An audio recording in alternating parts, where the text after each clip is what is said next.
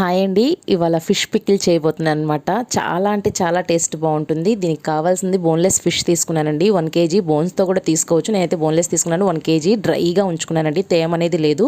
Fan గాలికి ఒక cloth మీద వేసి ఒక గంట ఆరబెట్టుకున్నాను. ఒక ప్యాన్ పెట్టుకొని 1/2 స్పూన్ మెంతులు, 1 స్పూన్ జీలకర్ర, 2 స్పూన్ల ఆవాలు వేసి సన్నటి సెగ మీద దోరగా మంచి కమ్మటి వాసన వచ్చే వరకు వేయించుకొని పక్కన పెట్టుకోవాలి. ఒక మిక్సీ గిన్నె తీసుకొని 50 గ్రాముల అల్లం వెల్లిపాయ, అలాగే మనం ముందుగా వేయించి పెట్టుకున్న ఆవాలు, మెంతులు, జీలకర్ర, 1/2 స్పూన్ పసుపు, 1/2 స్పూన్ మిరియాల పొడి, 2 స్పూన్ల ఉప్పు, 4 స్పూన్ల కారం వేసి కొంచెం ఆయిల్ వేసి మిక్సీ పట్టుకోవాలి. వాటర్ అనేది యాడ్ చేయమాకండి. ఇప్పుడు దీన్ని మెత్తగా పేస్ట్ చేసుకోవాలి. మీకు అవసరమైతే ఇంకొంచెం ఆయిల్ యాడ్ చేసుకోండి. వాటర్కి బదులు ఆయిలే యాడ్ చేసుకొని పేస్ట్ చేసుకోండి. చూసారా, ఈ విధంగా చేసుకున్న దాన్ని కొంచెం వేసి చేప ముక్కలకి పట్టించేసి ఈ చేప ముక్కల్ని మనం వేయించుకోవాలండి. ఎక్కువ పేస్ట్ వేస్తే కనుక మనకు ఆయిల్లో వేసినప్పుడు ఆ మసాలా అనేది మాడిపోతూ ఉంటుంది అనమాట.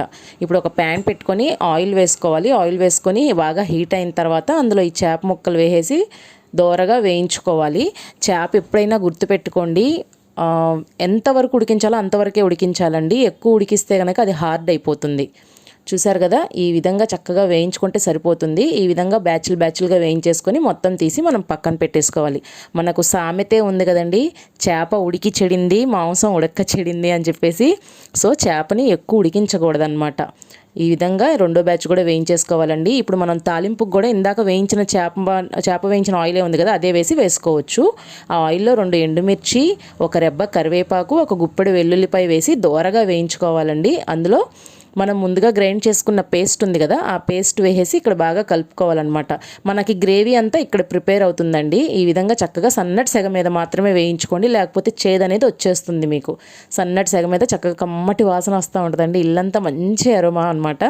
ఈ విధంగా వేయించుకుంటూ ఉంటే నూనె అంతా చూడండి పైకి తేలుతుంది. ఈ టైంలో మనకు ఉప్పు కారం టేస్ట్ చూసుకొని కావాలంటే కలుపుకోవచ్చు అండి. నాకు కొంచెం ఉప్పు తగ్గిందని ఉప్పు కలుపుకున్నాను. ఆ తర్వాత వేయించుకున్న చేప ముక్కల్ని కూడా వేసేసి బాగా కలుపుకోవాలి. గుర్తుపెట్టుకోండి, ఇంట్లో మనకి రుబ్బిన అల్లం వెల్లిపాయ పేస్ట్ ఉంటే యూస్ చేస్తారు కొంతమంది. అలా యూస్ చేయడం వల్ల మన దగ్గర ఎట్లా లేదన్నా వాటర్ వేస్తాం కదా అల్లం వెల్లుల్లిపాయ పట్టుకున్నప్పుడు. అలా కాకుండా ఇలా చేసుకోండి, బాగుంటుంది. ఇందులో చల్లారిన తర్వాత మాత్రమే నిమ్మరసం కలపాలండి, వేడిగా ఉన్నప్పుడు కలపకూడదు. ఈ విధంగా బాగా కలుపుకొని నేను స్టవ్ ఆఫ్ చేసేసాను. ఇది చల్లారిపోయిందండి. చూసారా, పట్టుకోవడానికి కూడా వీలుగా ఉంది. ఈ స్టేజ్లో 4 నిమ్మకాయలు పిండేసి ఈ విధంగా కలుపుకున్నాను.